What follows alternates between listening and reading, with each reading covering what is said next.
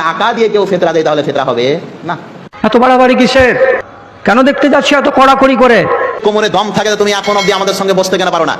একটা মালদার শেখুল জায়েজ আছে, শেখুল জায়েজ মানে ওর কাছে সবই জায়েজ হয়ে গেছে। আমার মশলা থেকে আমি সরে আসিনি।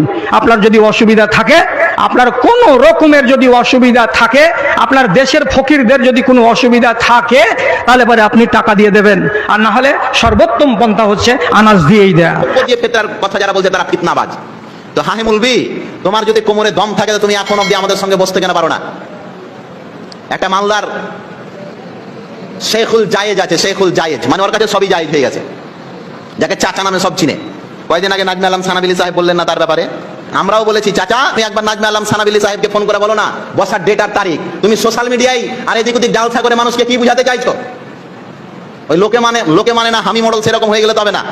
তোমার যদি বুকে দম থাকে, আমাদের ওলামাই কেরাম তোমাকে চ্যালেঞ্জ ছুড়েছে, কোন ব্যক্তি যদি টাকা দিয়ে ফেতরা দেয় তাহলে তার ফেতরা হবে না।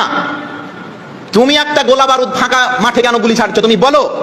আমাদের যতগুলো সোশ্যাল মিডিয়ার মাধ্যম আছে, আমাদের যতগুলি মাধ্যম আছে, কোন একটা মাধ্যমকে পশ্চিমবঙ্গের যে কোনো জায়গায় তুমি বলো, তোমার বাড়িতেই যদি হয় বলো, আমি দায়িত্ব নিচ্ছি আমাদের ওলামাই কেরামদেরকে তোমার বাড়িতে নিয়ে বসবো। তুমি ফতোয়া দাও, আমি খাদ্যদ্রব্য দিয়ে দিই, আর লোককে বলছো টাকার জায়েজ।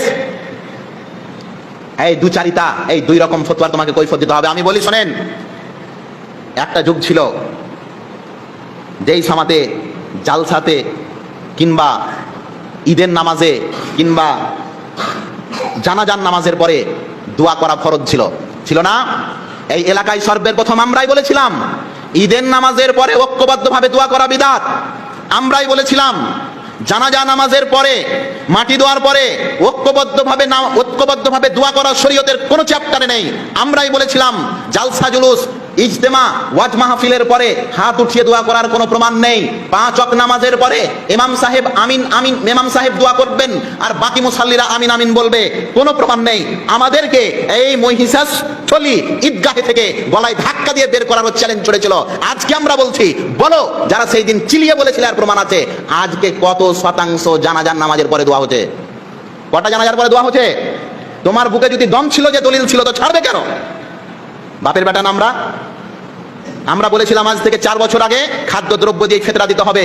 অনেক ভাইয়ের ফেতরা কেউ সর্দার লেয়নি। আমরা বলেছিলাম ফেতরা এটাই হবে, একজন যদি হয়েছে ওটাই ফেতরা দিয়েছে, দেয়নি। দলিল ছিল আমাদের কাছে। তুমি যদি তোমার কাছে দলিল থাকে তো দুখাবল খুচখুচ করে খেলে পালিয়ে কেন গেছো? যারা বলেছে জানাজার নামাজের পরে দোয়া আছে, তো আছে, তো আছে, করবো তো যাবো, পুরো দুনিয়ায় একদিকে চলে যায়, দোয়া না করে যাবো না।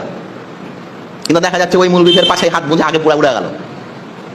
কেন এই নীতি তৈরি হলো? আমরা আজকে বলছি আমাদের ছেলেদেরকে, শোনেন, এই ঘুর বাসা ভাঙতে আর বেশি দিন টাইম নেই। আগামী বছর 10% বা 20% ছিল ইনশাআল্লাহ, এইবার এই শতাংশটা আরো বাড়বে।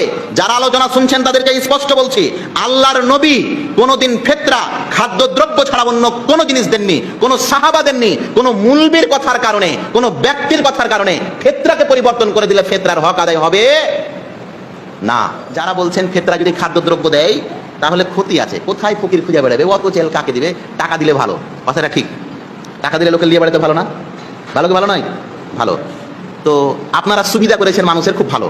তো আপনার মুলবিকে বলিয়ে যে আর একটা ভাই সুবিধা করিও তো, ফজরের নামাজটা সকাল 7টার সময় করিও তো ভাই, করা হবে না?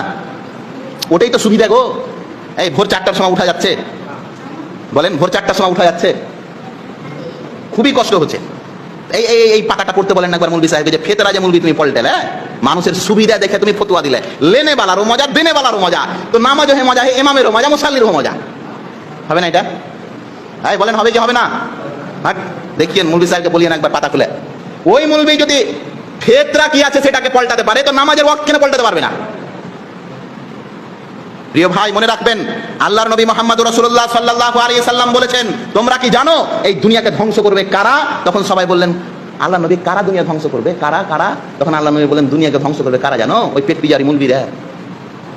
কারা? সমাজের মধ্যে এখন এক প্রকার এমন আলিম আছে যাদের জন্য সমাজ ধ্বংস হচ্ছে। এরই জন্যে খুব সাবধান প্রিয় ভাই। আমি সংক্ষিপ্তভাবে এলোমেলোভাবে কিছু বলতে গেলাম, যেহেতু সময় একবারে 20 থেকে 25 মিনিটে কি বলবো আমি কিছু খুঁজেই পাচ্ছিলাম না। শুনে রাখেন, যে যা খান সেটা এক সাপ ফেতরা দেবেন। সাপ আমাদের কাছে আছে, আমাদের ছেলেদের কাছে আছে, আপনারা পারলেও কিনেও নিতে পারেন। মনে হয় 150-200 টাকা না কত টাকা দাম, 200 টাকা, 150 টাকা মনে হয় নাকি? 150 টাকা মনে হয় দাম, একটা কোটার মতো আছে, কিচ্ছু করতে হবে না। বাড়িতে যা চাল খান আপনি ওই চালের বস্তাতে ভরে দিলেন, 2টা 3টা 4টা জয়টা লোক আছে তয় কোটা দিয়ে দিলেন, গল্প শেষ। যেই সমস্ত ব্যক্তিরা, যেই সমস্ত সর্দারেরা বাধ্য করছে ওই সমস্ত ব্যক্তিদেরকে ফেতরা নিচ্ছে না খাদ্যদ্রব্য, আমি তাদেরকে খোলা কথা বলতে চাইছি, ফেতরা যদি কেউ না নেয় আমাদের সঙ্গে যোগাযোগ করবেন, বিশেষ করে ইকবাল ভাইয়ের সঙ্গে, আমরা তার ফেতরা নেব। তারপরে যদি কোনো মুলবি বলে যে ফেতরা হয়নি, তাহলে অবশ্যই আপনাকে বলবো আপনাদের এই গ্রামের ছেলে যে কোনো সময় ডাকবেন, ওই মুলবি সাহেবকে ধরে রাখবেন, ইনশাআল্লাহ কিয়ামত অবধি তারা প্রমাণ করতে পারবে না যে আল্লাহর নবী আবু বকর, উমর, উসমান বা অন্য কোন ব্যক্তি আল্লাহর নবীর যুগে ফেতরা খাদ্যদ্রব্য দিয়েছে, বরঞ্চ খাদ্যদ্রব্য বাদ দিয়ে টাকা দিয়েছে, কারেন্সি দিয়েছে। ওই সমাজে দিনার দিরহাম থাকার পরেও কোনো মানুষ ফেতরা খাদ্যদ্রব্য ছাড়া অন্য কিছু দেয়নি। পৃথিবীর বিখ্যাত বিখ্যাত ওলামায়ে কেরামকে আপনি দেখুন, তিনারাও এই কথা বলেছেন যে যদি টাকা দিয়ে কেউ ফেতরা দেয় তাহলে ফেতরা হবে না।